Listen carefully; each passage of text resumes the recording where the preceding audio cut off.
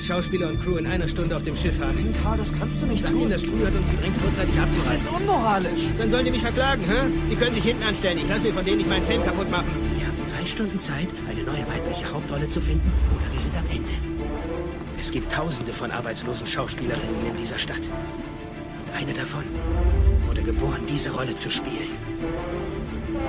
Eine Frau, deren Reise ins Unbekannte führt.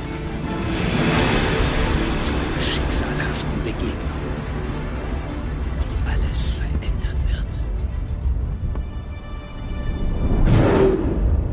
Ich bin im Besitz einer Karte.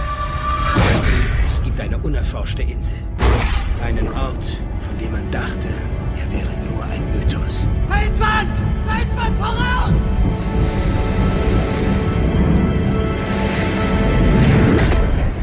Bis jetzt.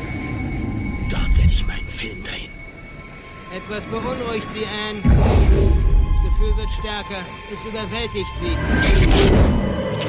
Schreien Sie, Anne! Schreien Sie um Ihr Leben!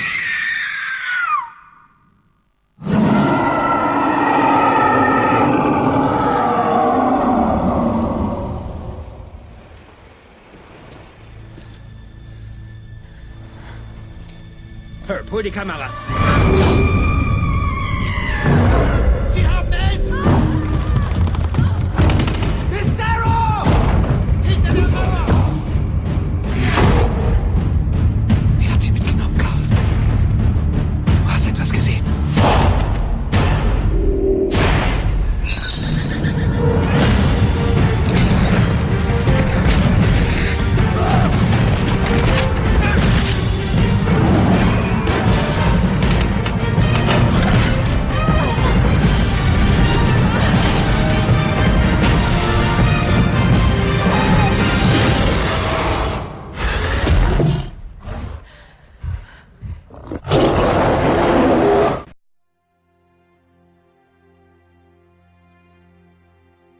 From the moment that I saw King Kong, I wanted to become a filmmaker. I mean, it was as simple as that. If I hadn't happened to watch this particular movie on television as a 9-year-old, I probably today would be an architect or a plumber. I wouldn't be doing the job that I'm doing. So I owe King Kong a huge amount. And, you know, the idea of remaking King Kong is something that, you know, for a long time I wouldn't really have thought about doing it, but I think the recent advances with computer technology, the idea of doing a version of King Kong telling that amazing story with a technology that is now, you know, state of the art and current, I think is a real relevance, because as a black and white classic film, it's always going to obviously exist, but there is an audience today, there's a young people who I don't think really have the patience to look at black and white films anymore. I first became aware of Michel Ansell's work last Christmas, actually, because I had a wonderful time playing one of his earlier games, Beyond Good and Evil, which was the most wonderful adventure game. It was imaginative, there were great characters, and I thought that Michel has just a great storytelling skill in making you so involved in the game as a player that you actually become emotionally attached to the characters that you're playing with. I was able to play Beyond Good and Evil endlessly from one end of the game to the other. I think it took me 3 or 4 days to get through it. And I just had a great time, and I thought, wow, if somebody this imaginative can take that story and actually get me so involved in it, this is the sort of person I'd love to work with on King Kong. I think it's critical if you're making a game that is based on a movie that there's obviously incredibly close collaboration, and for us this has been really important from day one. And so we've given the Ubisoft team absolutely unlimited access to every creative aspect of our film production. They've come down here for meetings during pre-production, looked at artwork, they've visited New Zealand while we've been shooting. We've opened up the doors of our art department, of Weta Digital, Weta Workshop, all of the design departments. We really want the game to be an absolute close brother or sister to the film. We want the two to feel like they belong in the same universe, that they come from the same creative point of view. And so we have felt that that was critical. We didn't want the jungles of Skull Island in the game to feel like a completely different jungle to the movie jungle. We wanted there to be a synergy, a creative synergy, thematic. We wanted you to feel that when you pick up this game and play it, that in some respects you're reliving part of the movie, and in fact you're expanding on the movie. we've shared every aspect of the designs of the film, not just the jungles, but with the dinosaurs and obviously the main title character, King Kong himself.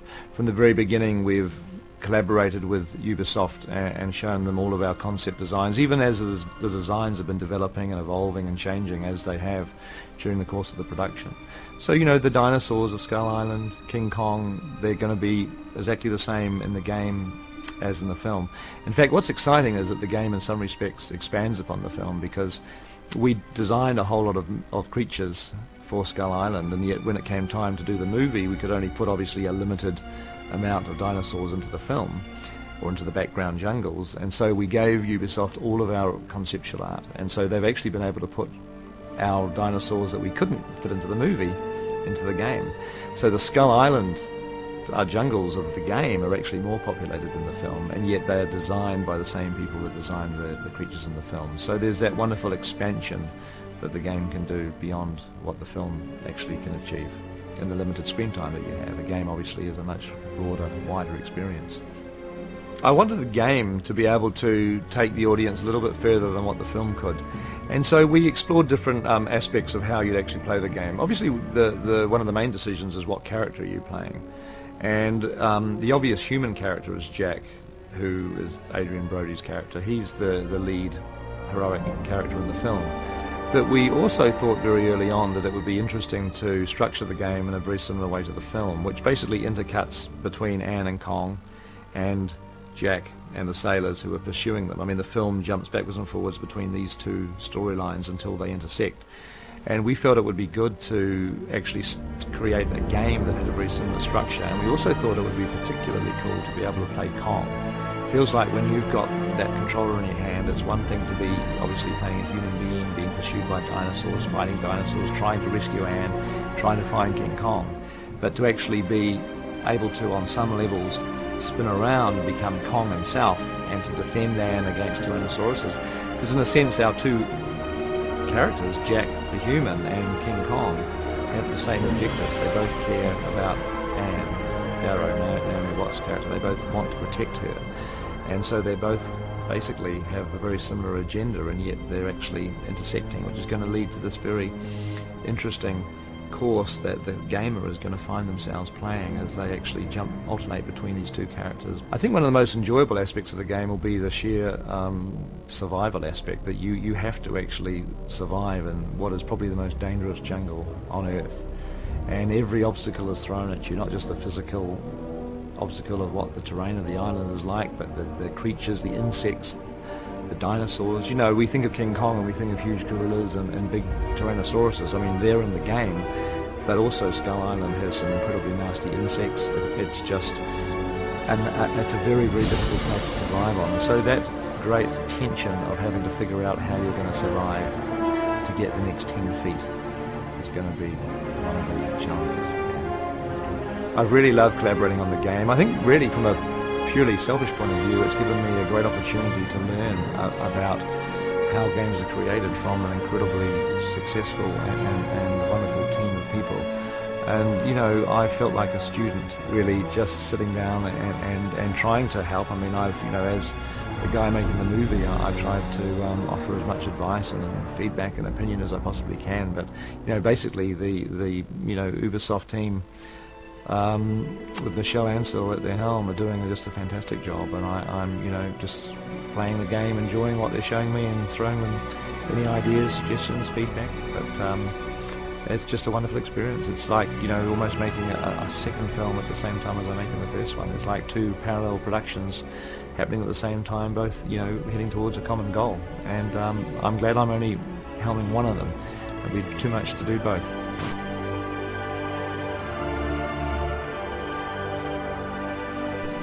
The other thing is you need energy, constant energy in a video game.